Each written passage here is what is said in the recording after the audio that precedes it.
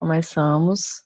Bom, para a gente começar a discussão, né, entrar no assunto, eu acho que dá para a gente falar sobre aquele vídeo lá de TikTok que Eric mandou no grupo.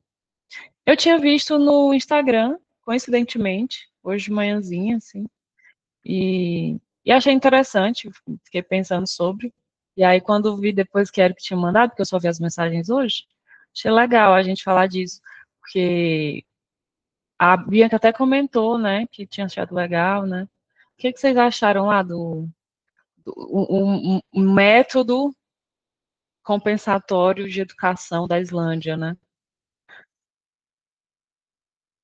Inclusive, achei interessante o vídeo comentar isso, né, de ser uma compensação, separar as crianças por gênero e ser uma espécie de compensação das qualidades masculinas e femininas, né?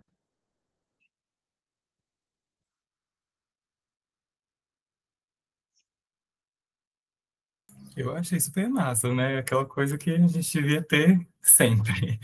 E principalmente a parte dos meninos, assim, né? Porque acho que foi o que me chamou mais atenção, né? Quando a gente vê lá as cenas, né? Das meninas carregando uma tora de madeira, né? Aquelas coisas assim, eu acho muito legal, porque é isso, né? Até esses atributos que a gente entende como muito biológicos, né? Na verdade, eles não são tão biológicos assim quanto a gente faz parecer, né? Essa questão da força é uma coisa que sempre me chama atenção. Já vi várias situações, né? Eu atendo crianças, né? E já vi várias situações de meninas que sentem que não têm a força necessária física mesmo, né? Para fazer certas coisas. E tem, né? Assim, e isso acho que se reflete muito também na mulher adulta e a cena dos meninos, assim, me chamou muita atenção, né? Que é curioso ver aquele monte de menino fazendo carinho um no outro, né? Assim, penteando o cabelo um do outro. Acho que a coisa da masculinidade é tão forte, né? Assim, que ver isso em crianças deve dar um rebuliço em um monte de gente, né? Que vê esse vídeo aí, né? É aquela famosa doutrinação, né? Infantil. Tenho certeza que a Islândia vai ser acusada disso, né? Então, achei muito massa, assim, como que essas características biológicas, elas, na verdade, elas são muito mais culturais do que a gente pensa, né? Uhum. Você falou das imagens, né, e do lado dos meninos, e no tópico que a gente tinha parado, que é o do complexo materno no filho, o Jung vai falar sobre uma diferenciação de eros, né?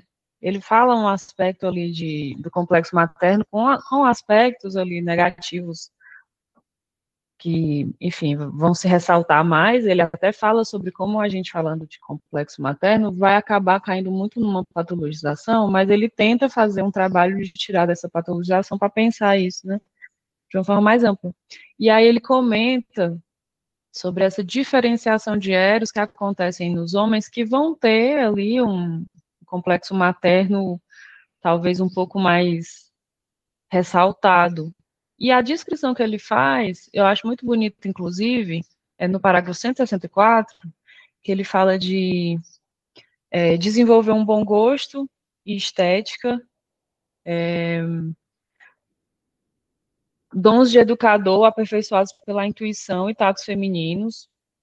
E aí ele fala, pode ocorrer um sentido especial de amizade, que tece laços extremamente delicados entre almas masculinas e até resgata a amizade entre os sexos da condenação do limbo da impossibilidade.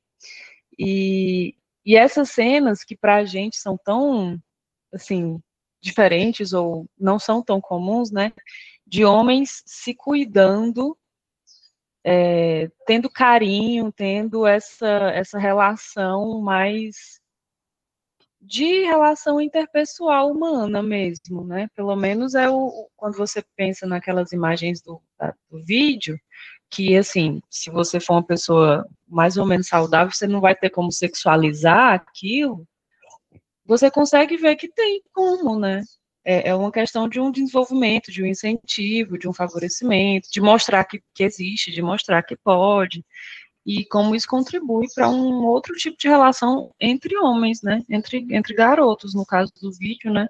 Mas fico pensando também em outra faceta disso, um tópico aí das redes sociais também, que fala sobre a solidão do homem hétero, né? A solidão do homem, a solidão masculina, as coisas assim, que sempre falam disso num sentido de relacionamento amoroso, de como as mulheres não estão muito afim mais de ficar com homens que não estejam de acordo com o que elas querem, e eles ficarem sozinhos. E assim, nunca se fala, não é que nunca, algumas reportagens até eu já vi, mas não se ressalta que parte dessa solidão também é sobre homens não saberem ter amizades significativas, amizades profundas, ou pelo menos um relacionamento interpessoal que não seja sexual, né? Que não faça essa conjugação, né, da relação com a coisa erótica. E como isso se reflete nessa amizade adulta, né? Essa falta de uma diferenciação de eros se refletindo na dificuldade que os homens têm de terem amizades, seja com homens, sejam com mulheres. E aí tem as diferenças de cada gênero que esses homens vão fazer também, né? De mulher não poder ser amiga, só ser um. Não é que não pode, mas sempre com aquele fantasma da possibilidade de um envolvimento, né? Eu já vi alguns vídeos, esses vídeos meio. Que tá muito popular, inclusive, né? Esses vídeos curtos falando sobre relacionamentos e tal, e, e destacando como é comum para homens que eles estejam sempre na expectativa da mulher, que é a amiga, ter alguma coisa, tipo assim, nunca apaga, nunca fecha totalmente essa possibilidade, né? Então fica lá uma coisa pairando, por mais que a pessoa não tenha uma iniciativa, se a amiga, por exemplo, quiser, ele vai estar disposto, esse tipo de conteúdo aí às vezes aparece. Mas eu pensei nisso, nesse tópico que aí Gustavo trouxe, e eu lembrei dessa parte, né, do texto, que foi onde a gente, inclusive, tinha parado no encontro passado. Eric. Oi, gente, bom dia. O que me chamou muita atenção, para além dessa parcela, que eu diria assim, mais delicada e mais sutil, né, que você acabou de ressaltar, Sara, diz respeito a eles incentivarem a postura de cuidado. Eu estou falando isso de um lugar assim, muito que eu já vi muitos homens na minha família morrerem mesmo, assim, por não saberem cuidar da própria saúde e não terem o um mínimo de atenção à saúde das pessoas ao redor, assim, né? E isso se reflete, por exemplo, na maioria das mulheres cuidando dos pais idosos, enfim, até o próprio autocuidado de se examinar, ir ao médico e tudo mais. Eu tenho um parente que ele passou muitos meses sentindo dores de cabeça muito fortes e ele teve uma isquemia, né, que é um tipo de acidente vascular, porque ele não ia ao médico.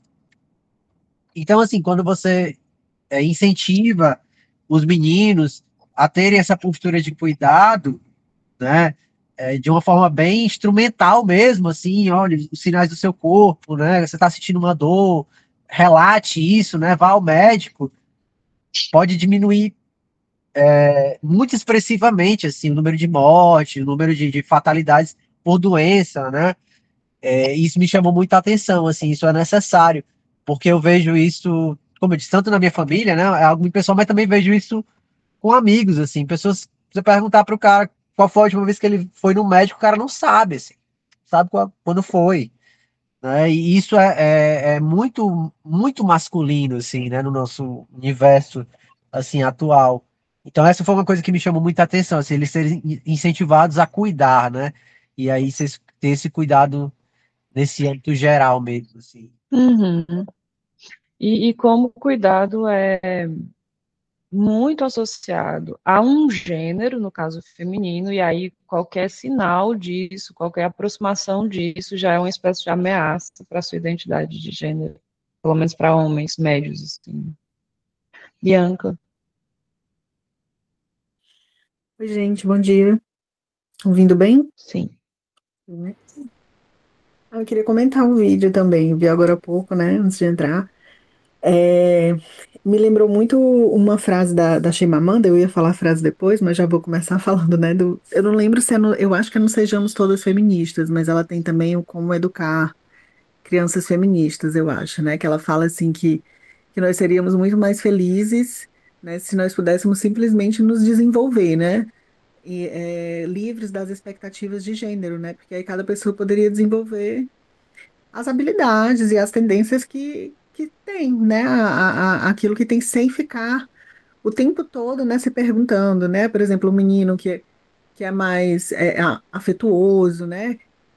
Carinhoso, porque até isso, né? O Eric falou de exemplos de família, mas, por exemplo, eu já vi também na casa dos meus avós o bisneto, o filho da minha prima, ele simplesmente dançou uma música que começou a dançar qualquer pessoa que dançaria se não tivesse tão encoraçado. E era uma criança, né? Só que como era um menino, meu avô passou e viu ele dançando e disse: "Pare, que isso é coisa isso não é coisa de homem." Ele estava dançando, era só dançando. Né? Assim, então, para você ver, né? Então, não posso seguir o meu instinto, né? Tá tocando uma música legal, vou dançar. Então, não posso porque é coisa de homem. Então, não posso fazer isso porque é coisa de menina. Não posso fazer isso porque é coisa de menino. Então, você vai criando desde muito cedo proibições ali para desenvolver certas coisas que vêm espontaneamente, né? Então, eu acho que o vídeo, assim, o que me chamou mais atenção é, é levar em consideração que, digamos assim, que a estrutura que a gente vive não é neutra, né? Que quando a gente diz que, não, deixa as pessoas serem o que são, assim, você não desconsidera a estrutura, né? Eu acho que é o mais difícil de conversar com quem não percebe as coisas estruturais, o que está aí estruturado. Né? Quando a pessoa não percebe a estrutura, diz, não, mas a pessoa pode. Não, mas você pode ser o que você quiser. Só que às vezes no contexto isso é invisibilizado, né? Que a estrutura divide as pessoas de acordo com o estereótipo, que a estrutura, né, patriarcal, né, tem certas expectativas acerca do que você deve ser ou do que você deve fazer sendo mulher, do que você deve ser e do que você deve fazer sendo homem, né? Enquanto e o quanto você tem que estar de acordo com isso, né? Assim, o Jung fala, né? Não estou lembrando agora o texto, não sei se está no Vida Simbólica em algum lugar, mas assim, a gente tem que estar sempre tentando também negociar com as expectativas externas e também com com as nossas exigências internas, né? Mas acho que quanto mais dissociado isso né? Quanto mais conflituoso, quanto mais a sociedade, digamos assim, proíbe certos comportamentos, isso vai ficando muito complicado, né? E um outro ponto que eu queria falar, assim, é do quanto eu percebo que essa divisão também, né, de tarefas por gênero vai gerando, assim, um campo perfeito para dependência emocional, né, dos dois lados. Porque, por exemplo, se eu sou, eu vou usar a palavra treinado para agir e não para me cuidar, nem para cuidar, isso implica que eu necessariamente dependo de alguém para cuidar de mim, né? E se eu, como mulher, não posso agir porque eu porque eu tenho medo, porque eu só posso cuidar e eu só posso ali amparar que o outro haja, porque eu não posso agir, é ele é que tem que agir, eu que tenho que cuidar. Então eu dependo de outro que faça o que eu quero, ou que faça o que eu preciso, porque eu só posso cuidar, ele é que tem que agir, né? E o mesmo coisa o homem, eu não posso cuidar de mim, é ela que tem que cuidar, né? Então é o cenário perfeito para dependência emocional, e é o que eu vejo, quanto menos quanto mais a gente se adequa a esses estereótipos, maior a nossa chance de desenvolver relacionamentos de dependência, né? Porque eu sempre preciso do outro para fazer aquilo que eu não posso fazer, porque não está de acordo com o meu gênero, né? E isso não é uma complementaridade, na verdade, isso é uma dependência, Uhum, né? Eram esses pontos que eu queria comentar do vídeo. uhum. Bem observado, Bianca, porque é o tipo da coisa que a gente fica ali, tá meio que no subtexto de tudo, mas no fim das contas é isso, né? Um grande incentivo a essa codependência. E você vê, principalmente, que é uma coisa que é uma consequência, né, a codependência, quando um lado ou outro se diferencia mais e desmobiliza tudo, né? Desmobiliza toda a estrutura, porque um lado resolveu que não ia ser mais assim, aí pronto, aí desorganiza todo o resto e a gente começa a ter crises, né? Amanda. Eu tenho um exemplo bem interessante em casa, porque a minha sogra tem 3 irmãos, 2 irmãos e uma irmã. E todos os irmãos tiveram filhas mulheres. E o pai do Gabriel, ele viajava muito, o meu marido, viajava muito porque ele era sindicalista, então o Gabriel ele foi criado exclusivamente com mulheres. E hoje ele é super funcional. Então, hoje ele lava a louça, hoje ele entende cólica, hoje ele consegue ter relacionamentos saudáveis com mulheres, ele consegue demonstrar afeto com outros homens. E aí eu me pergunto se essa ausência masculina, em algum ponto, não chegou a ser benéfica para a formação dessa estrutura de homem. Um homem que consegue, assim, transpor os papéis de gêneros e passear muito bem pelos dois lugares. Faz sentido. Uma coisa que a Bianca comentou e eu lembrei, né? Desse exemplo que ela deu da criança que estava dançando e vem um adulto e diz, não faz isso que não é coisa de homem. Primeiro que a gente vê que essa ideologia de gênero aí, ela acontece, na verdade é o adulto fazendo essa generificação, né, na criança, mas eu fiquei pensando muito em como se parte do não. Isso não é coisa de homem.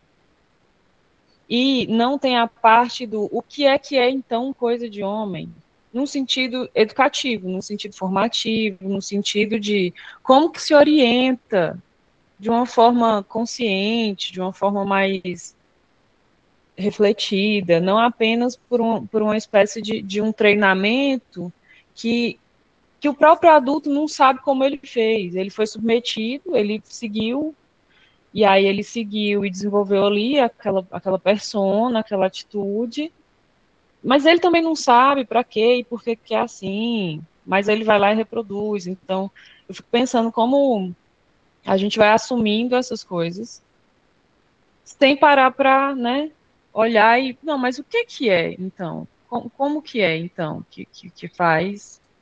E como nessa falta, eu acho que os homens, eles acabam sendo muito mais afetados por esse vazio de reflexão, tipo assim, vai na reprodução do que recebeu, aí repete, né? E aí, na hora da ausência dessa repetição automática, tem alguma chance de outra coisa se desenvolver. Talvez uma coisa, inclusive, um pouco mais conectada com processos interiores, né, com disposições ali que fazem sentido, mais contextualizadas. Na convivência com várias mulheres, ele conseguiu desenvolver uma coisa que era muito mais adequada e adaptada ao contexto, não apenas por ser um contexto mais feminino, entende? Eu acho que eu estou meio confusa na explicação hoje, porque eu estou com sono, mas de não ser só sobre ser mais feminino, mas de ser um ambiente que permitisse mais essa construção a partir do que faz sentido, não apenas de uma repetição do que pode e que não pode de acordo com o gênero. Enfim, Rose. Não achei você confusa, amiga. Achei que faz sentido. Eu ia comentar esse ponto, tipo assim, o que é, então, né, assim, o homem, o ser homem, se a interação que acontece, né, é sobre o não, né, tipo assim, a diretiva, o posicionamento, né, tipo assim, do avô pro neto nessa situação é, tipo assim, não é desse jeito. Aí é como? Eu ia comentar nessa linha, e tu desenvolver um pouco mais. Então, eu vou comentar da outra coisa, que não sei se vocês já assistiram um filme chamado Até o Último Homem.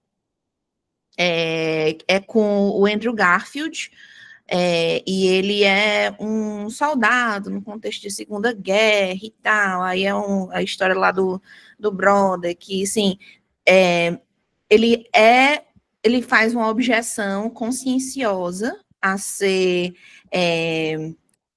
tipo, chamado, né, tipo assim, para ir lá para a guerra mesmo, e aí o pessoal quer encasquetar com ele, porque ele faz essa objeção conscienciosa, aí o pessoal diz, vai gerar problema para você. Aí ele, eu sei, mas é isso mesmo. Aí, mas você tem certeza? Porque você, tipo assim, vai tomar no cu, você vai ser julgado na corte marcial. Ele, mas é isso mesmo, assim, vou fazer o quê?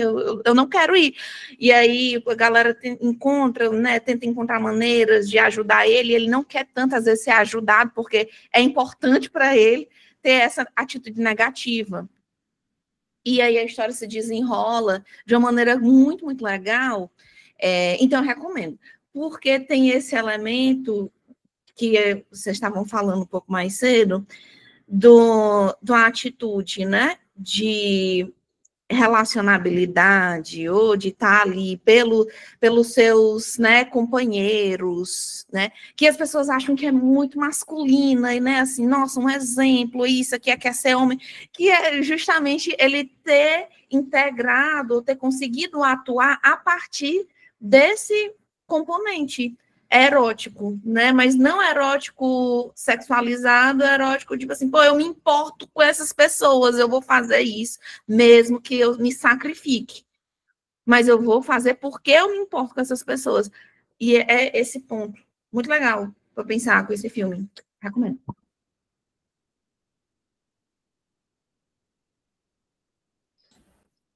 Eu levantei sem querer, gente, vou abaixar aqui. Eu já ia perguntar. Gustavo.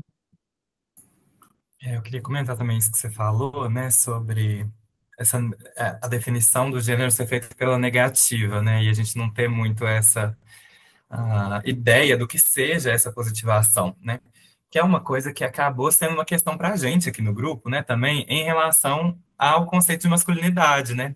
Aí na semana passada eu não ouvi, mas eu queria voltar um pouco, que eu assisti a gravação, né, queria voltar um pouco no que o Davi falou, né, eu achei uma distinção muito boa, né, sobre o que é masculinidade e maturidade, né? Ele deu aquele exemplo do Naruto, né, e tudo.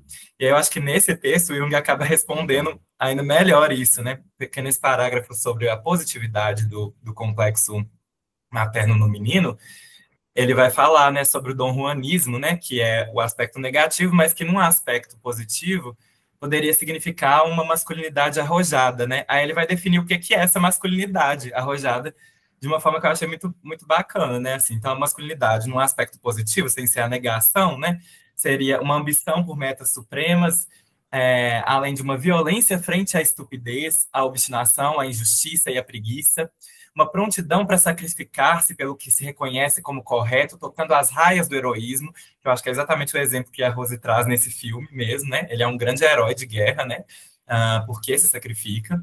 A perseverança, a inflexibilidade e tenaz força de vontade, uma curiosidade que não se assusta diante dos enigmas do mundo e, finalmente, um espírito revolucionário que constrói uma nova morada para os seus semelhantes ou renova a face do mundo, né? Então, são várias definições aí do que é ser masculino, né, num aspecto positivo que eu acho que complementa bastante o que a gente ficou em dúvida e tentou diferenciar aí na semana passada.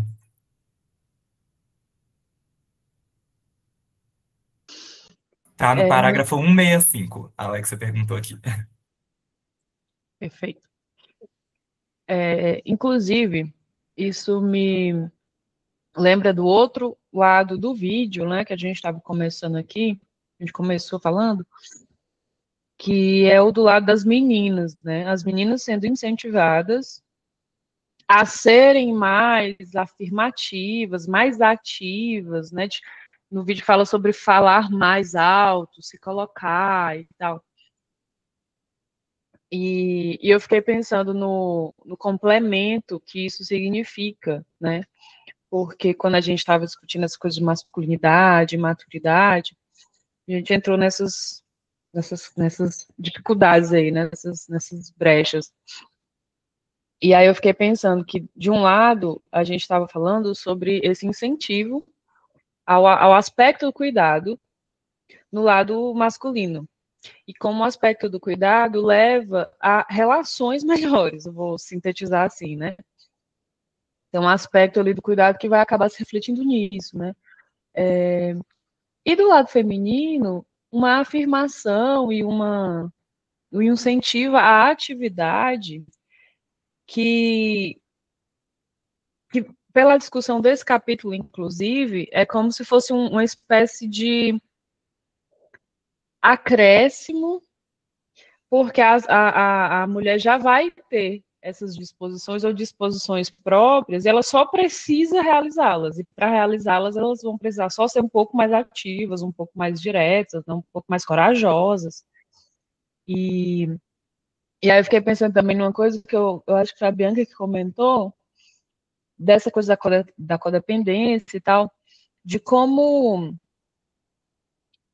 também poderíamos dizer, né, criar aqui um exemplo hipotético, mas que é bem acurado na realidade, de meninas fazendo alguma coisa que são consideradas masculinas e sendo barradas, né, dizendo, mas isso não é coisa de menino, isso não é coisa que menina faça, né, correr, pular, usar certas roupas, ou qualquer brincadeira mesmo, né, um pouco mais agressiva, assim, mais fora do padrão, e como isso, de fato, é um treinamento para uma indefesa, uma situação em que a mulher vai acabar se desenvolvendo de uma forma em que ela não consiga nem se defender, se não for por um aspecto de esquiva, porque eu acho que existe uma defesa também, que a gente pode falar como genericamente feminina, e a partir desses papéis de gênero, que é da esquiva, da coisa indireta de se retirar, mas não de uma defesa mais afirmativa, digamos assim, de conflitar, de bater de frente, né, de dizer um grandíssimo não na cara, né. Tanto que eu fico pensando naquelas discussões sobre consentimento, por exemplo, que a gente fala sobre só um sim é sim. A ideia de que só um sim é sim, porque qualquer coisa diferente de um sim, a gente tem que considerar como não, porque o não vai ter muitas caras. Porque o grandíssimo não, ele não é tão fácil de vir, ele não é tão claro, ele não vai ser tão acessível, então não é a gente ter nesse nível de discussão sobre essa coisa do consentimento, um reflexo disso, de como não é comum, ou não é mais comum, deveria ser, mas não é mais, esse grandíssimo não, a gente naturalizar isso, porque a mulher também vai ter um jeito de dizer não que ela vai criar, que não vai ser tão direto, né? E eu fiquei pensando nessa coisa do complemento, né? O complemento do vídeo lá, falando sobre as mulheres serem mais ativas, né? Eu lembrei de um episódio de podcast que é do Rádio Novelo. Eu acho que o nome é Cupom Fiscal, Nota Fiscal, acho que é Cupom Fiscal, que é uma jornalista falando sobre um relacionamento abusivo que ela teve, que ela descobriu uma traição quando chegou um cupom fiscal de um motel, no e-mail dela, uma coisa assim. Mas aí ela parte disso para falar de todo o relacionamento que ela tinha tido, de um relacionamento com um cara muito pai, enfim. E é muito interessante, nesse episódio, que eu recomendo escutar pela experiência de escutar a narrativa, que ela vai intercalando, ela contando a história, com áudios que ela gravou em aulas de defesa pessoal. E aí os áudios que ela bota, ela vai botando de uma maneira que vai complementando a história, né? E que você vai vendo depois que você vai entendendo assim, né, os mecanismos, você ouve as aulas, você vê a instrutora dando instruções, falando o que é que faz, o que é que não faz, ok? E você vai pensando que como aquilo funciona para uma espécie de descondicionamento dessa passividade, dessa coisa dessa indefesa treinada, né? Dessa indefesa desenvolvida ao longo da vida de mulheres no geral. Como você vai conseguindo captar a partir daquele processo que é uma aula de defesa pessoal para mulheres apenas, não tem homens. Então, é um processo de você destreinar, desconstruir o que foi basicamente uma socialização normal da vida das mulheres, no geral. Mas aí é uma aula de defesa pessoal. É uma aula de defesa pessoal em que existe todo um treinamento para simplesmente autorizar as mulheres a fazerem coisas que elas já são capazes de fazer. Elas só não foram treinadas para isso. Já são capazes. Já existe alguma coisa ali que dá para fazer. Elas só não conseguem. E aí elas precisam fazer um treinamento para conseguir desbloquear um negócio que já existe, né? Enfim, minha cabeça foi para esse canto aí. Deixa eu ver aqui os comentários, se são comentários que a gente deixa na gravação. A Bianca comentou, num caso, você precisa se encaixar em algo já dado e que já existe e não pode mudar. Você entra na estrutura. Algo mais conservador. No outro caso, você está aberto à experiência e aberto à alteridade, aberto ao que pode surgir, o que me parece algo muito mais vivo, conectado com a vida e seus processos e mudanças. Pois é, Bianca, inclusive, esse é um comentário interessante para a gente pensar todo o pensamento de individuação e desenvolvimento junguiano a partir das discussões que a gente está tendo, né? Porque eu fico pensando, também não tem como a gente abrir mão de alguma coisa da estrutura, né? Você não tem como simplesmente ficar reinventando a roda toda vez, a cada pessoa, a cada experiência de cada ser humano. Vai acontecer, né? Vai ter uma coisa da gente entrar em algo que já existe, né? Uma estrutura simbólica que já existe, já está operando. Não sei o quanto dá para não ser assim. E o quanto isso é uma coisa que pesa, porque quando você pensa, por exemplo, em você fazer, né, seu processo de desenvolver uma persona, e o quanto isso fala sobre o seu pertencimento ao seu grupo, ao seu clã, ao lugar que você está, e se você se diferenciar e você perder pertencimento, é uma coisa muito ameaçadora, né? Perder pertencimento é muito ameaçador. É o risco que a gente corre sempre que a gente cria cultura, né? Cultura nova, né? Mas, ao mesmo tempo, a gente sabe que precisa ter uma abertura para isso, né? Uma abertura para essa renovação. Pode falar. Oi, esse comentário que você leu era a continuação do outro que eu escrevi mais acima, ainda era comentando do que eu tinha falado lá atrás, sobre os estereótipos de gênero, né? Mas sim, você falou uma coisa importante nessa coisa de que a gente começa de algum lugar, digamos assim, né? Que é essa estrutura. Eu acho que a grande diferença é quando isso é tão forte, tão rígido, né? Que parece que só pode isso, né? Diferente digamos assim, você aprender, por exemplo, vou dar um outro exemplo, a língua. Ah, você nasci nesse lugar, nessa época, então eu vou aprender esse idioma, porque as pessoas onde eu vivo atualmente falam esse idioma. Estou usando esse exemplo porque acho que fica, né, fora da discussão de gênero, às vezes fica mais ilustrativo, enfim, traz outro lugar. Isso não me impede de aprender outros idiomas e poder me comunicar com outras pessoas e poder, às vezes, ver ver o mundo de outra forma, né? Porque a gente sabe que até a língua, a forma como a gente expressa certas coisas, a forma como a gente nomeia certas coisas, né? Às vezes significa a gente percebê-las ou não, né? Mas assim, então, da mesma forma que se eu nasci num lugar e falo esse idioma, mas isso não me impede de entrar em contato com outras línguas, com outras culturas, da mesma forma, se eu nasci, sei lá, num ambiente que define que ser menino e menina, digamos assim, é algo rígido, se eu tiver que em algum momento me deparar com qualquer sentimento ou qualquer indicação interna de que não é bem assim, a abertura, não é, eu acho que não é mesmo eliminar o que já existe, né? Mas assim, o quanto isso que já existe é capaz de acomodar algo que possa surgir de novo, né? Porque às vezes não é. Eu acho que o enrijecimento é que é muito sufocante, assim, né? De qualquer coisa, enrijecimento de qualquer coisa, né? No caso, a gente está falando dos papéis de gênero, mas esse enrijecimento, isso é sufocante, né? Me lembra o No Segredo da Flor de Ouro. Na verdade, acho que não sei se foi no livro, se foi num comentário ao livro, acho que foi num comentário. Acho que é a Ana Beatriz Pignatara, da Nova Acrópole, ela fala do livro, né? Tem um vídeo dela sobre o livro, e aí ela mostra um gráfico, uma imagem, né? E aí mostrando assim como muitas vezes aquilo que precisa surgir, né, de dentro para fora, acho que tem a ver com o comentário que eu fiz.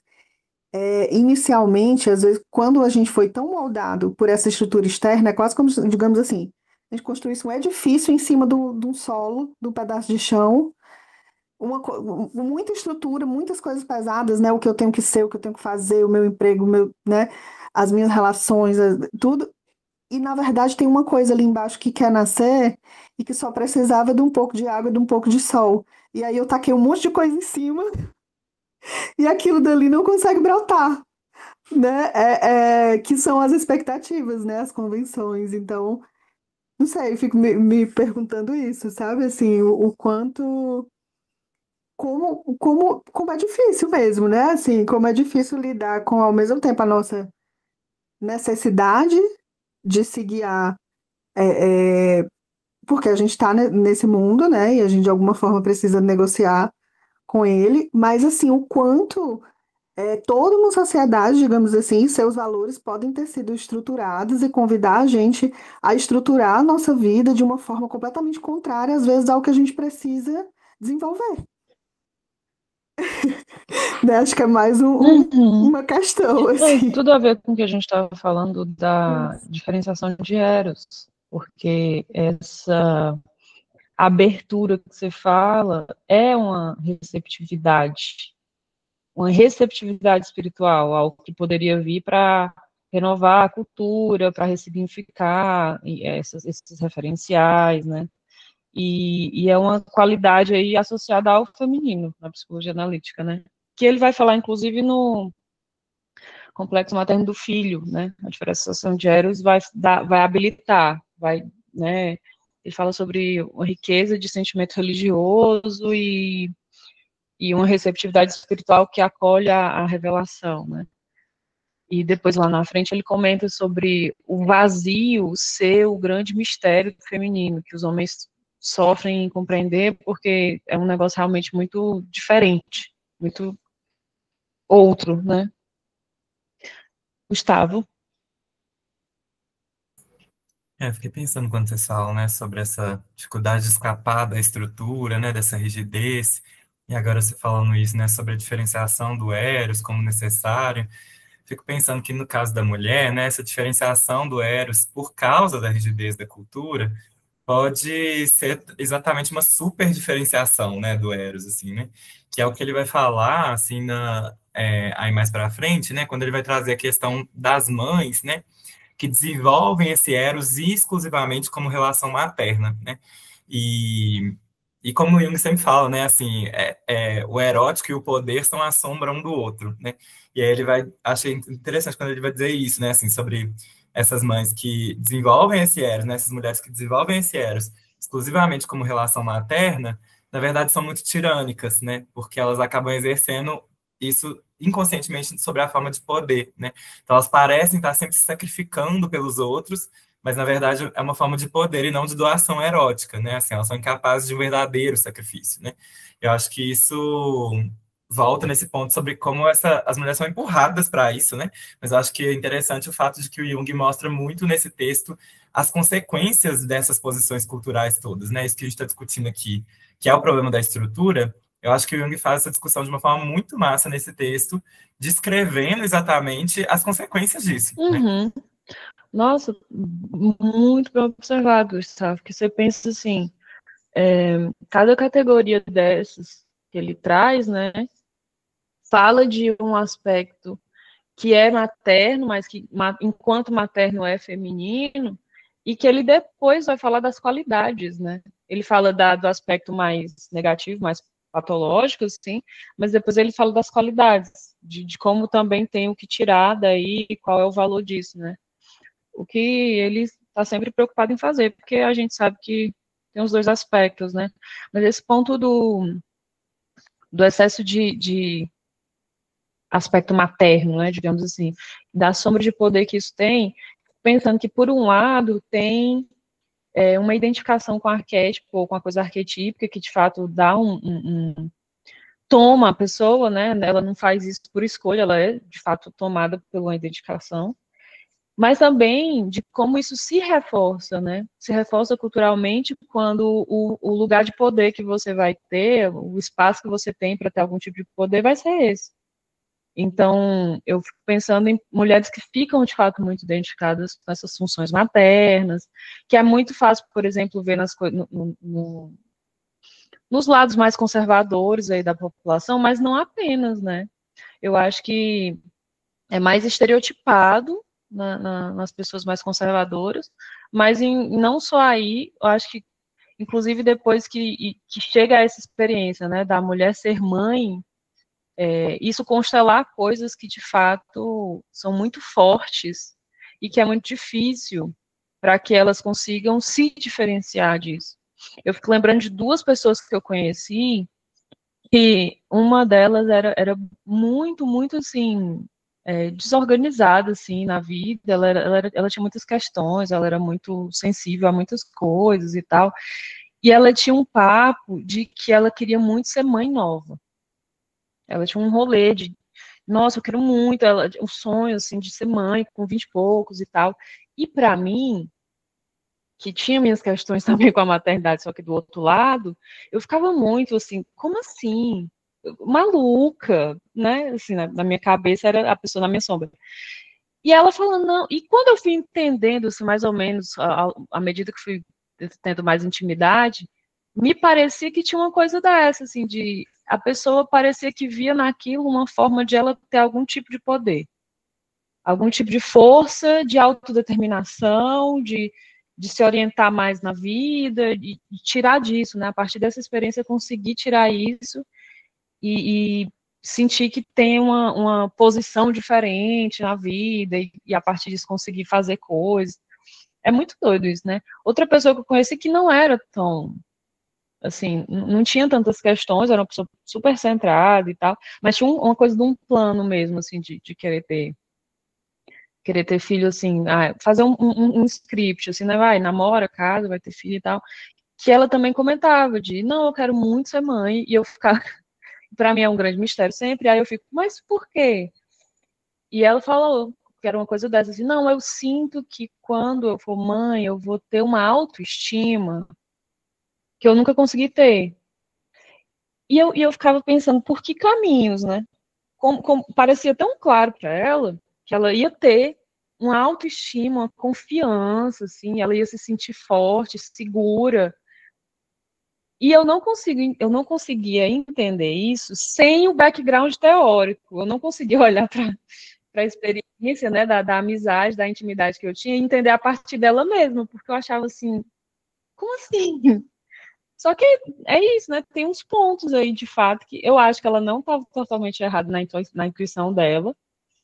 É só que eu fico pensando no custo que é, né? Você. Não, para eu conseguir alcançar isso, vou fazer esse plano aqui. Como assim, amiga? Pensamento. Não, eu não posso sair dos meus. É muito difícil sair dos meus próprios pés para conseguir pensar nisso. Mas eu fico pensando assim, que são pessoas que quando na relação pessoal, eu realmente tento deixar de lado isso para, não, mas me diga como é para você essa experiência, porque eu acho muito fascinante. Tem isso também, né, Gustavo?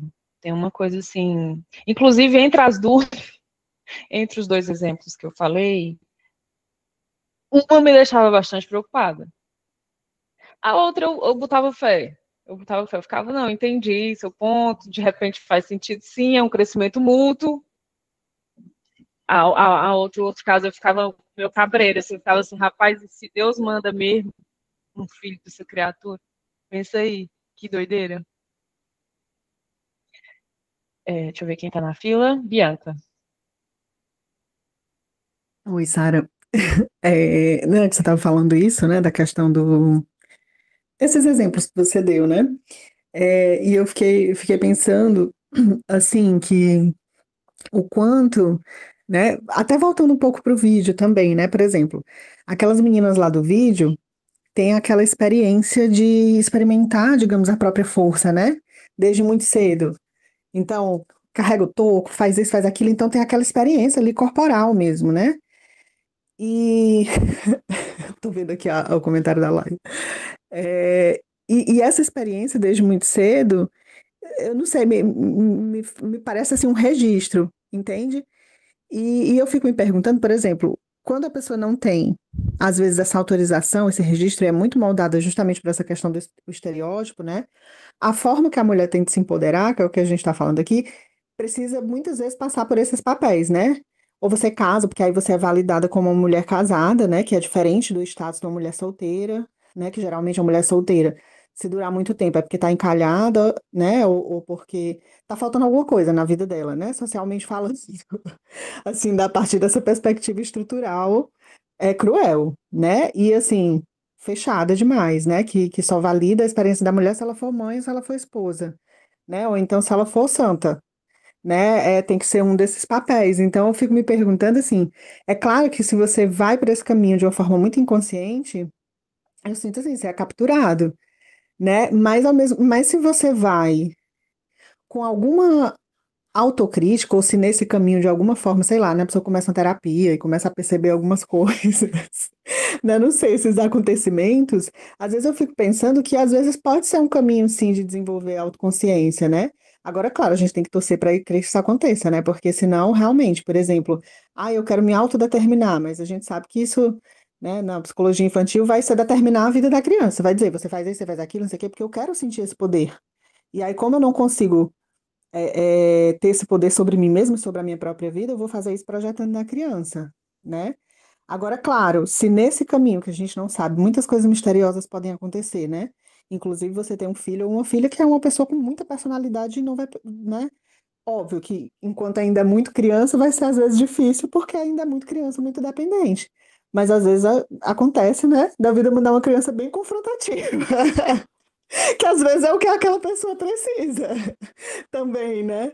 Então eu fico assim, é claro que tem os caminhos misteriosos da vida, né? De, por exemplo, de fato, essa experiência poder fazer com que a pessoa tenha que se confrontar com aquilo que ela não conseguiu de outra forma. E aí eu acho que pode funcionar. Quando tem, só que tem esses milhões de outros fatores, né? Mas se a pessoa, digamos, ficar presa nessa coisa da projeção, na verdade é ficar presa na projeção, né? Nessa expectativa de determinar alguma coisa, mas isso muito projetado na outra figura, aí realmente é aquele tipo de relacionamento que a gente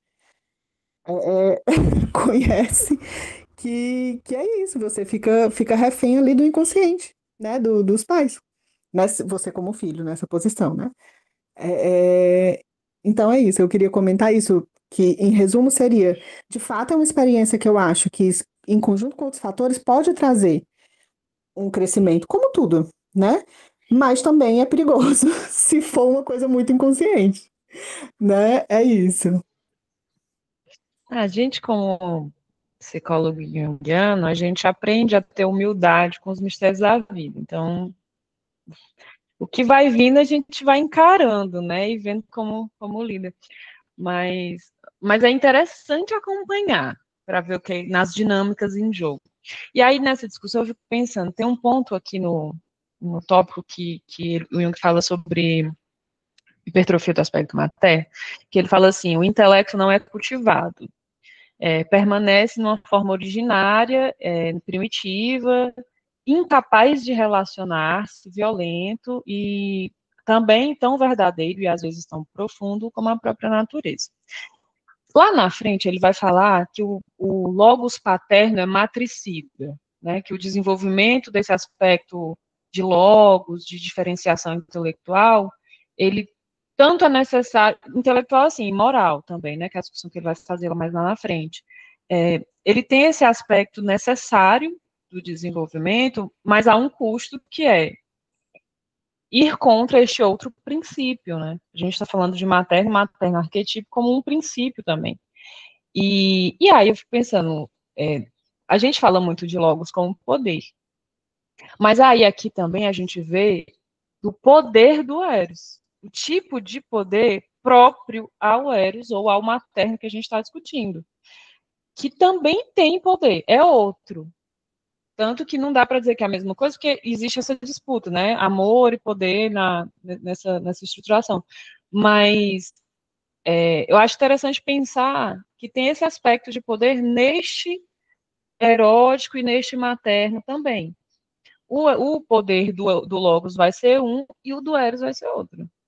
E talvez a gente vá, né, intuindo e tateando esse poder específico aqui, que a gente está falando de materno, mas como tem algo, né, como tem algo de poder que a gente está aqui falando, por exemplo, de pessoas que talvez tentem acessar algo desse poder. A gente está falando do poder que isso tem quando a gente falou das codependências, porque quando a gente fala de como a vida seria se as pessoas ou quem assume as tarefas de cuidado simplesmente não assumissem mais, e aí a gente vê o poder que essas pessoas têm, que essas funções têm na nossa vida. Então, acho interessante também ressaltar isso, né? Esse aspecto de poder, que é um outro poder. Viviane? Quando você estava falando de exemplo materno, eu lembrei muito de um livro que a gente leu no clube do livro da Jazz, que foi o Boulder, né? Eu acho que é um exemplo interessante, porque fala de uma dupla maternidade, né? E de como duas mulheres muito diferentes vão se relacionar com esse materno. Enquanto uma, que inclusive é a que gestou a criança, tem, de alguma forma, essa sede de poder, enfim, tem algumas cenas bem bizarras na virada do livro, você vai lembrar do que eu estou falando. A outra foi construindo essa relação com a criança, né? Como esse laço foi se construindo, e de alguma forma ela, que era alguém tão desprendida, construiu um mínimo de laço para voltar e manter contato com essa criança, mesmo quando ela sai dessa relação. Então, eu lembrei muito desse livro. Eu recomendo muito que vocês leiam, gente. É sensacional. Eu amo muito esse. A Liviane vai botar no chat o nome. Inclusive, me lembrei, Balder. Com esse comentário da Liz, eu me lembrei da personagem e eu pensei que talvez ela coubesse um pouco no tópico seguinte, que é a exacerbação de Eros. Eu também acho que dá para a gente pensar no poder que o Eros tem. Mas... e aí, no exacerbação de Eros, eu lembrei muito de um episódio de podcast do Desculpe o Transtorno, da Tati Bernardi com o Christian Dunker. A Tati Bernardi, essa figura que não é unanimidade no meio da psicologia, que eu particularmente tenho um carinho muito grande, porque eu acho ela muito meio tricksterina, eu gosto muito da figura dela, acho interessante. Nesse episódio ela vai falar, o nome do episódio eu não lembro direito, mas é de um caso de uma mulher que diz que ela gosta de caras mais velhos e comprometidos. É meio que essa vibe. Tipo, o rolê dela é homens um pouco mais velhos e comprometidos. E, nesse tópico, o Jung vai falar de um jeito muito, que eu acho que não é tão comum nos outros textos, que é criando altas teorias para explicar por que uma mulher jovem ia querer estar com um cara casado, perturbar um casamento, inveja da mãe, parece os textos do começo da psicanálise, sabe, o tom da escrita dele. E aí ele fala assim, de uma relação incestuosa com o pai, da necessidade de sobrepujar a mãe e de que o objetivo dela, na verdade, é essa competição assim, de perturbar um casamento, que o objetivo principal é perturbar um casamento. Eu achei esse jeito de falar meio assim, eu vou confessar para vocês que, tá, eu compreendo o que você quer dizer, mas precisava falar desse jeito, como se eu estivesse na década de 1910 escrevendo psicanálise. E aí eu pensei nesse episódio porque tem algo sobre o interesse pelo homem partir de um eros exacerbado da relação com a mãe, né? Assim, o excesso de mãe ou de materno, ou essa relação com o materno ser mais ressaltada, gerar um anseio pelo pai. É o primeiro ponto, né, que eu acho interessante trazer, né? Um anseio por esse outro princípio aí, dessa função parental, que eu acho que cabe pensar. E outra coisa é o interesse por um homem que não está disponível, ou que já tem alguém que cumpre a função mais maternal dentro de um relacionamento. Para que a pessoa do Eros exacerbado, não precisa desenvolver isso, né? Não precisa entregar isso no relacionamento e fique mais com a parte mais pueril do relacionamento, com a parte mais jovial, né? Com a parte mais juvenil, que é a parte em que se exerce o Eros, mas que não tem um comprometimento, porque o comprometimento exigiria outras coisas, inclusive um pouco de instinto materno, para ter o cuidado, para ter o investimento na relação, que leva a outros níveis de convivência. Né? A convivência precisa de outros níveis de comprometimento, que a pessoa não vai ter. Então, eu fiquei pensando nessa exacerbação de Eros também, nesse aspecto, assim, de uma figura que ainda está muito pueril, que ainda não tem essa disposição para desenvolver um aspecto materno. Né? Ele até fala, o interesse se esvai, quando acaba, né, o interesse o interesse romântico, por falta de instinto materno. E a história continua com outro. Aí muda o interesse para outro homem que também não seja tão disponível. E esse tipo feminino se caracteriza por uma notável inconsciência. Então, é assim e não sabe por quê. Mas vai pelo salto de interesse. Gustavo. Total, você acabou entrando no que eu ia falar mesmo, né? Que era sobre esse tópico. Eu ia falar essa parte do que a Bianca trouxe, na verdade, porque achei muito importante essa pontuação dela, de que a vida tem seus jeitos misteriosos, né? Assim, de fazer a gente se desenvolver. E isso é muito comum, né, com criança, assim, né? As crianças que vêm e falam exatamente aquilo que você precisa encarar, né, num espelho, assim, né? É, e aí, né, eu acho que faz todo sentido, porque o Jung, quando ele fala dessa questão desse tipo de mulher, né, da mulher destruidora de lares, eu achei interessante que depois ele vai falar de um aspecto positivo disso, né? Que é um aspecto justamente dessa confrontação, né?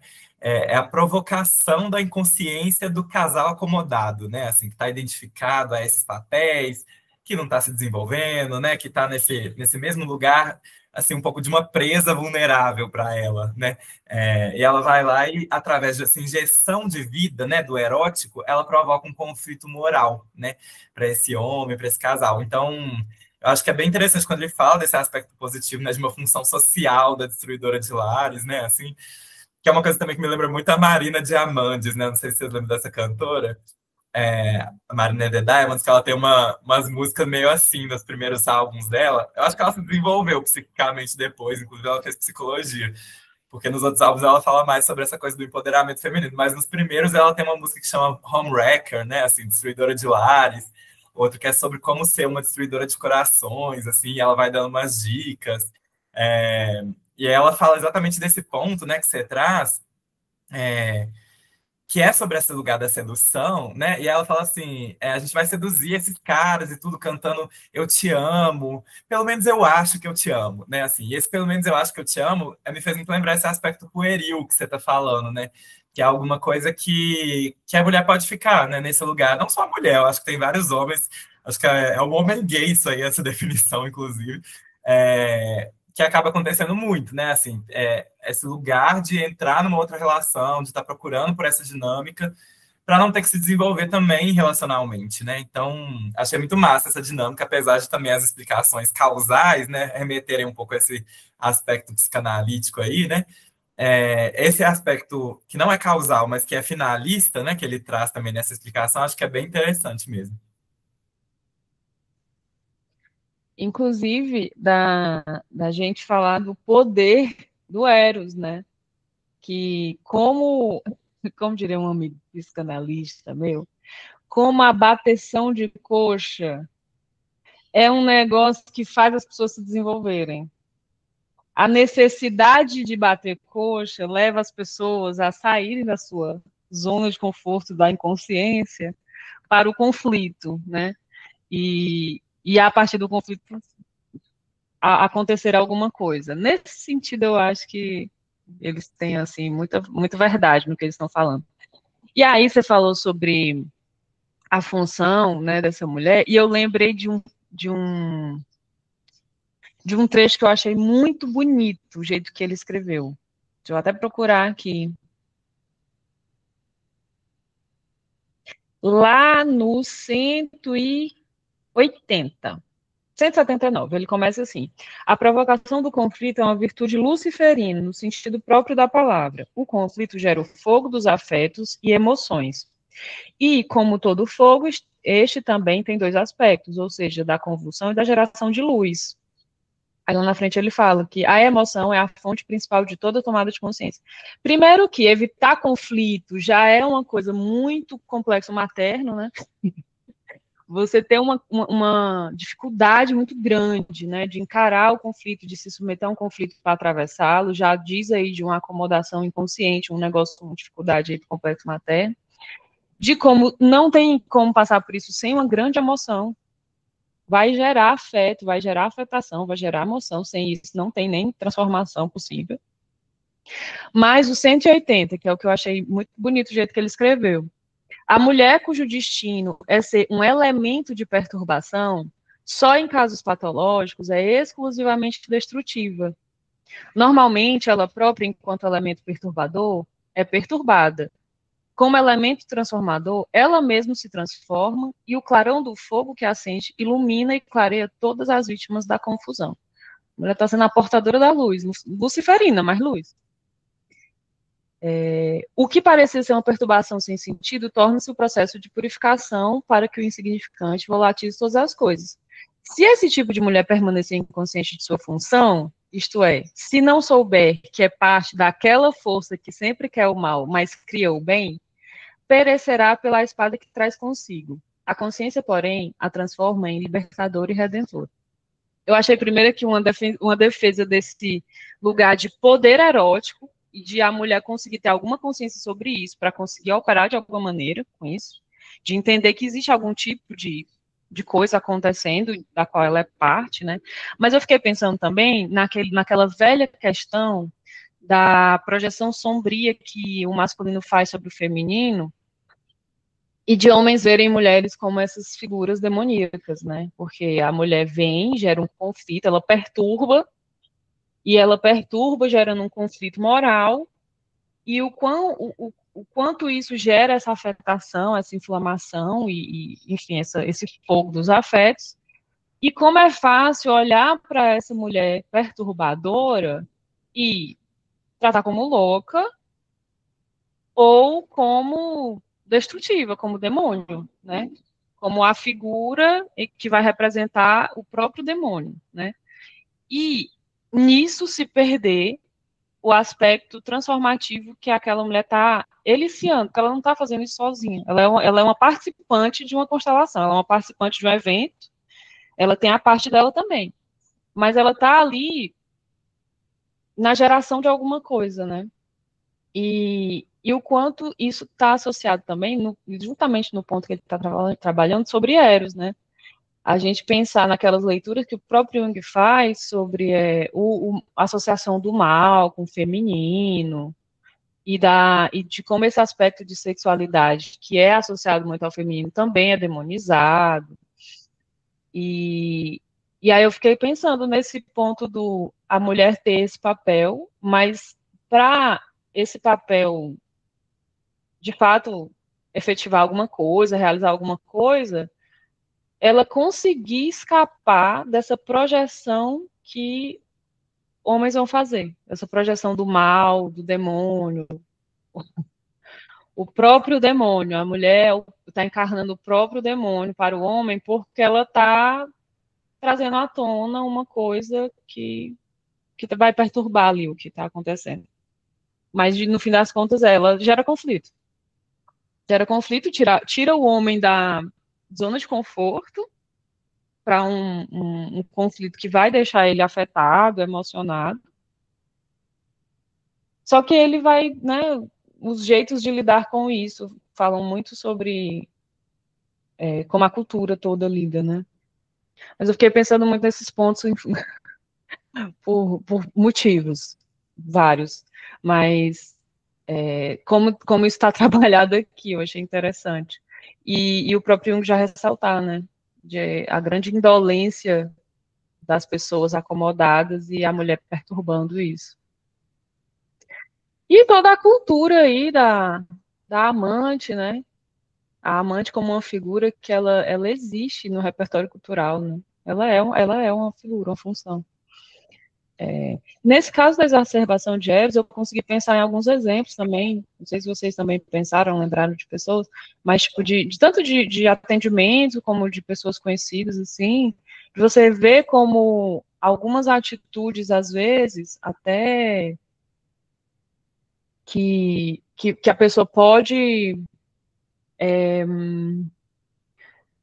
fazer parecer empoderamento, porque é uma coisa que desafia um pouco ali os estereótipos, a mulher conseguir se empoderar dessa coisa erótica, dessa afirmação mais erótica e tal, como isso também pode cair numa certa armadilha de porque parece um empoderamento erótico, a pessoa não vê que, na verdade, ela está num emaranhado de complexo materno, que a gente poderia dizer que é esse caso, né, da exacerbação do Eros, de a mulher tá se envolvendo com muitos relacionamentos, mas você percebe que não tem ali um compromisso, ou então a pessoa ser, sem perceber, mas ser muito dependente de estar nessas relações, de estar sempre se relacionando, ou de estar sempre se envolvendo com pessoas, para que a vida dela tenha algum tipo de movimento, algum tipo de mobilização. E falei um monte aqui. Davi faz tempo que está com a mão levantada, né, Davi? Comente. Não, é que esse tópico da exacerbação do Eros me lembra muito a protagonista de Fleabag, né? Que é um ótimo exemplo desse tipo específico, por conta dos envolvimentos amorosos dela, né? Aliás, tem essa coisa de que se retira uma espécie de prazer em estar em relações da ordem do impossível, em certa medida, que fica bem evidente na segunda temporada quando ela se apaixona por um padre, né? E percebendo que essa mulher que é a perturbação, que é perturbada também, ela é um ponto de perturbação para aquele homem também que ela está perturbando, no sentido de que a relação que ela tem com o padre é construtiva para ambos, né? Para ela lidar com o fato de ela estar vinculada a um homem, tipo, um interesse por um homem bom, assim, que presta, tem um certo desenvolvimento ali na personagem, isso. E para ele é lidar com o problema do amor, que parece que ele foge, né? Então tem uma coisa interessante na relação deles dois, e eu gosto muito de um detalhe em Fleabag, que é o fato de que a estatueta que ela carrega por aí, desde o início, né, acho que é desde o primeiro episódio, ela rouba uma estatueta da madrasta dela, que é um busto feminino nu. E não sei se é na segunda temporada, que esse busto vai e volta por aí, na série, né? E aí, na segunda temporada, a madrasta revela: eu sempre achei muito curioso você ter pego essa estatueta. Você sabe quem foi o modelo dela? Ela: não, foi a sua mãe. Tipo, é o corpo da sua mãe. E aí ela fala até: sua mãe sempre tem peitos muito bonitos. E a estatueta tem peitos fartos, e a personagem tem peitos pequenos. É uma questão para ela, aliás, ter peitos pequenos. Eu gosto muito desse exemplo de Eros exacerbado, porque ela fica atuando sob a insígnia da mãe dela, sem ela saber, né? E ela é referenciada, identificada com a mãe dela. O pai dela fala na série sobre, tipo, como ela parece a mãe dela. Isso de um sentido negativo, assim, um tom de julgamento.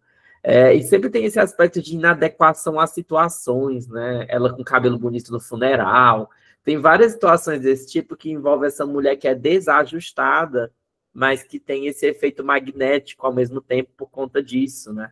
Eu acho um bom exemplo, e eu sempre fico pensando nessa coisa dela estar carregando a estátua, que a estátua ela é sem cabeça, até apenas o corpo, né? Então tem uma coisa até do exacerbação do Eros, que é o fato de que a cabeça não está presente, né? É só aquele corpo feminino, esguio, que ela fica andando como um tipo de amuleto que segue ela, né? Eu acho um ótimo exemplo desse tipo específico. Foi o comentário do Gustavo, que ele diz que... Você quer falar? Eu ia ler seu comentário, você já... Comente. Eu falo outra coisa, mas eu posso falar disso, né? Que eu acho que é interessante essa ligação que o Jung faz, né? Entre o Eros exacerbado e complexo materno, porque eu não tinha feito muito essa ligação entre essas duas coisas, não. Em muitos casos, né? Assim, Eros é que quando ele fala de materno nesse texto, ele fala de tanta coisa, né? Assim, quando fala de feminino, fala de Eros, fala de materno, essas coisas estão meio interligadas. E aí eu tive um pouco de dificuldade nessa parte, assim, de entender essa exacerbação do Eros como alguma coisa ligada ao materno, né? Assim, a esse complexo materno. Acho que o Davi talvez quer comentar isso, não sei, mas Não, fala aí, eu ia amigo, que aí comentar eu sobre volto no esse outro ponto ponto. da exacerbação, que eu acho interessante, como ele faz umas diferenciações muito refinadas, né? Que ele fala, por exemplo, que a mulher identificada com esse papel de mãe, ela cria uma relação em que o Eros se desloca para o aspecto materno, mas não para o relacional, né? E aí o Eros exacerbado, o Eros sai do aspecto materno e se desloca apenas para o relacional. Só que sem esse aspecto de fixação que é do materno, né? É o relacional até o Eros exacerbado, é quase como se fosse uma espécie de Dom Juanismo tal hora também, né? Só que de uma perspectiva feminina. Eu acho interessante como ele faz essa diferenciação muito sutil mesmo. Sim, total. Acho que eu também pensei um pouco nesse sentido, de um Dom Juanismo mesmo, né? Por isso que eu falei que até tem uma certa identificação com os homens também, que eu acho, né, nessa parte aí, esse mesmo fenômeno. Mas eu ia comentar, né, um pouco, assim, um pouco entrando no outro tópico, né, da identificação com a mãe, porque nesse outro tópico da identificação com a mãe, ele fala exatamente de um tipo contrário um pouco, né? Quando a Sara estava falando, assim, sobre a imagem da amante ser uma imagem muito cultural, né, e tudo. E é mesmo. E eu fico pensando tanto que a gente não fala muito dessa imagem contrária, né? Do homem, desse homem que sempre está se relacionando com mulheres muito jovens, né? Muito desamparadas, assim, né? Que é um pouco, acho, do que ele fala nesse texto, assim, né? Quando ele fala dessa identificação com a mãe, trazer esse aspecto cândido, né? Da mulher, dela ter que ficar sempre um pouco à sombra, né? Meio cordeirinho, assim, né?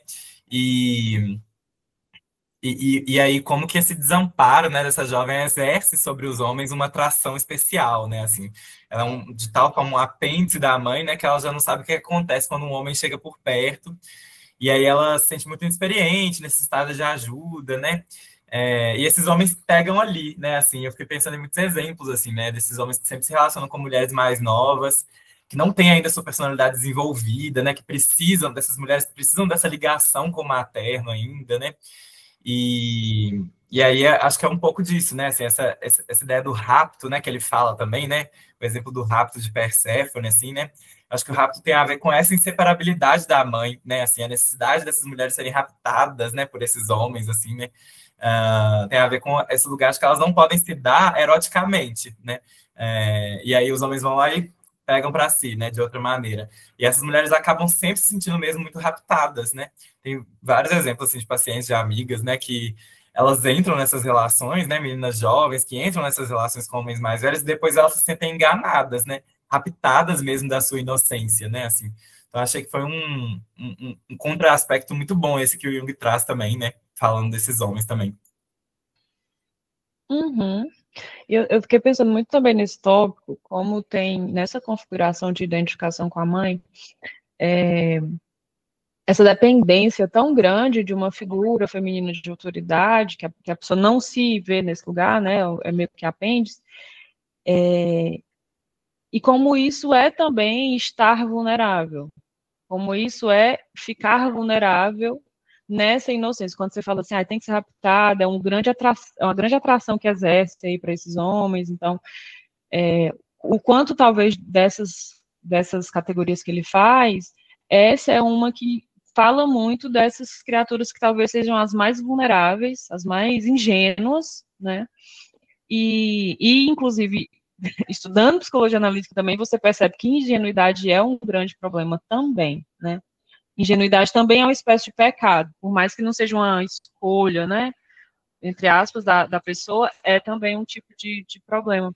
Eu pensei muito no caso da Adelina, aqui nesse tópico, de como tem todo o poder está na figura que assumiu a função ali arquetípica materna, e só resta uma grandíssima passividade, só resta uma relação, assim, que eu acho até interessante quando ele bota assim, porque é uma relação que a mãe é sugada pela mãe numa permanente transfusão de sangue, que eu fiquei pensando nessa relação quase meio parasitária, assim, né? Não é nem uma criatura autodeterminada em nenhum nível, mas de como isso constela coisas, né? A figura estar nessa posição constela coisas, inclusive nos outros, inclusive nos homens.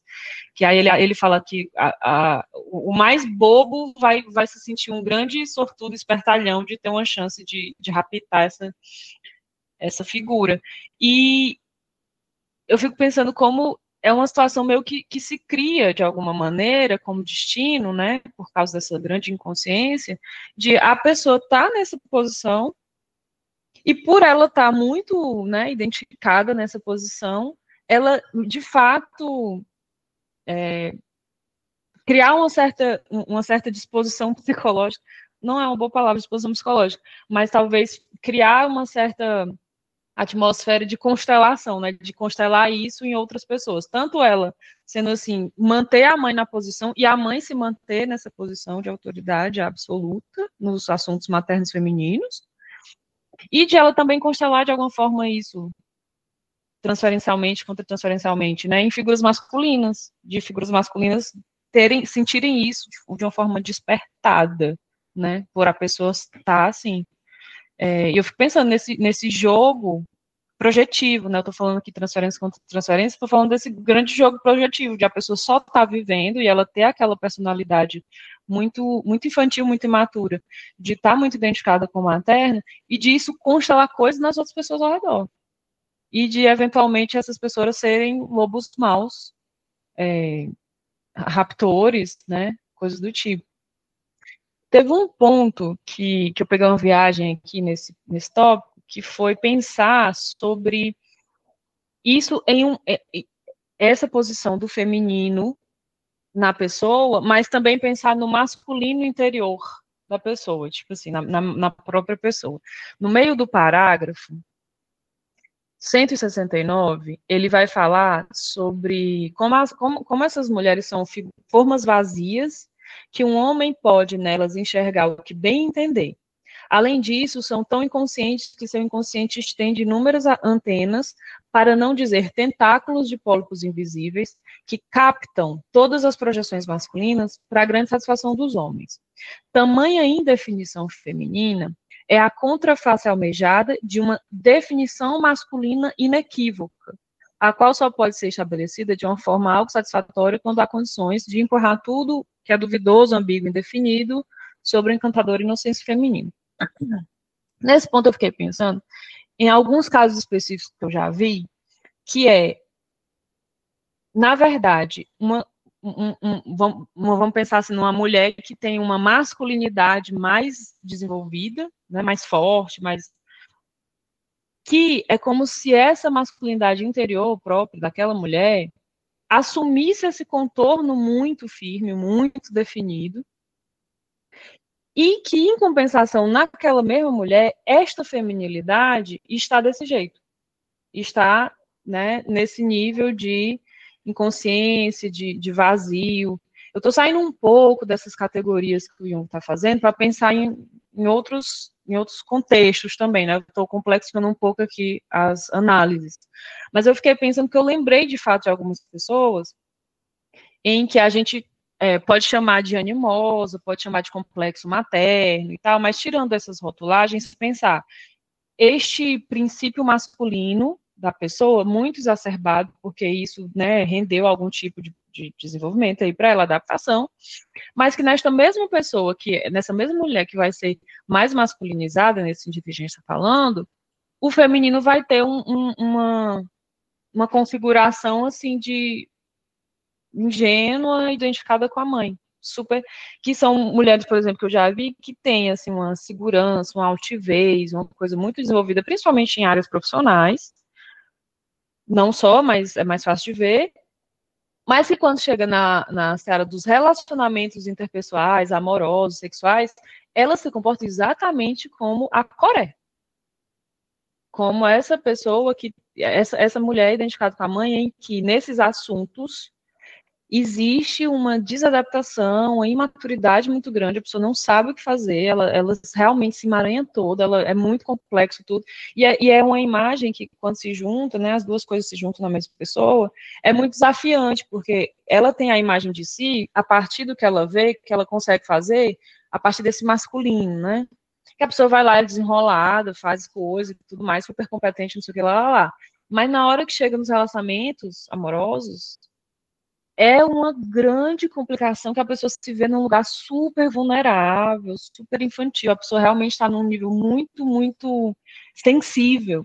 Isso é uma coisa que gera um conflito interno muito grande para essas pessoas, quando elas se veem nessa situação, né? Porque quebra muito a imagem que ela tem, essa imagem mais externa, né? Quando ela se vê nessa vulnerabilidade toda, né? Eu fiquei pensando nesse ponto também, né? Deu uma leve extrapolada aqui nesse tópico, mas eu acho que vale a pena também a gente ir juntando, né, peças do grande cabeça teórico aqui. Pose. Amiga, eu acho um ponto ótimo, sensacional. A gente super poderia e deveria, eu acho, desenvolver mais. Infelizmente, hoje a gente não consegue por causa do nosso tempo, mas eu acho potentíssimo mesmo. Eu penso isso mais ou menos na linha de, tipo assim, a pessoa, ela meio que, em vez de estar tentando integrar elementos, né, que não precisariam estar dissociados, ela meio que, tipo assim, incentiva ou reforça essa dissociação, e aí ela leva apenas um dos polos, enquanto modelo consciente, aí o outro, ele meio que, tipo assim, fica para trás, e para trás também, tipo assim, do ponto de vista de desenvolvimento, sabe? É muito baseado essa visão no texto, no destino do pai na vida do indivíduo, sabe? Isso, então, assim, acho muito, muito bom mesmo. Real. Que a gente desenvolver mais. Antes de perguntar sobre as próximas reuniões, eu queria fazer um ponto do que você trouxe, né? Que você comenta, eu percebi a relação dessa discussão com o próximo, né? O próximo tópico é defesa contra a mãe, que o Jung vai tratar como uma espécie de ponto comum de base que vai ter nas outras categorias, como um estágio intermediário, né? E vai falar desse defesa contra a mãe, né? Como um aspecto de complexo materno negativo. E eu acho que entra um pouco nisso, assim, a gente conseguir falar, por exemplo, disso que eu comentei, não apenas a partir da leitura de, um complexo paterno, ânimo, não sei o quê, mas ainda assim a partir da relação com a mãe, ainda assim, porque ele comenta nesse Defesa contra a Mãe sobre uma espécie de masculinidade que se desenvolve para tentar se defender dessa mãe, que não tem a ver com o pai, com o paterno, nem com homenagear nenhum homem, né, mas, de fato, ainda assim é em função do materno. Bom, hoje a gente não tinha mais como desenvolver muita coisa, e aí eu pergunto para vocês se vocês teriam interesse de continuar nesse texto, na reunião que vem, para, né, terminar as leituras aqui das categorias, ou deixar para entregar para Deus aí e ir para o próximo texto. Eu previ que a gente passasse mais tempo, né, em alguns textos, então eu consegui prever no cronograma, tanto que eu tenho encontros complementares. A gente ainda estaria dentro do cronograma, não estenderia. A gente não passaria da data, né? Então, vocês... Qual é o próximo, inclusive? Boa pergunta. Deixa eu ver aqui. Não estou lembrando de memória, não. Eu acho que é aspectos psicológicos da Coreia. Que é bem... Que tem tudo a ver, né? E ele é bem sucinto, assim. Então, realmente, eu acho que a gente mantém o cronograma de boa. Vocês acham que dava a gente juntar? Falar do Coreia já no próximo, depois de terminar esse? Não? Tá bom, então. Aline, não? Não, tá bom. Ok. Tá bom. Bom, então a gente continua com esse no próximo. Vamos retomar do identificação com a mãe, ponto, defesa contra a mãe. E é isso. Obrigadinha pela presença de todos, pela discussão.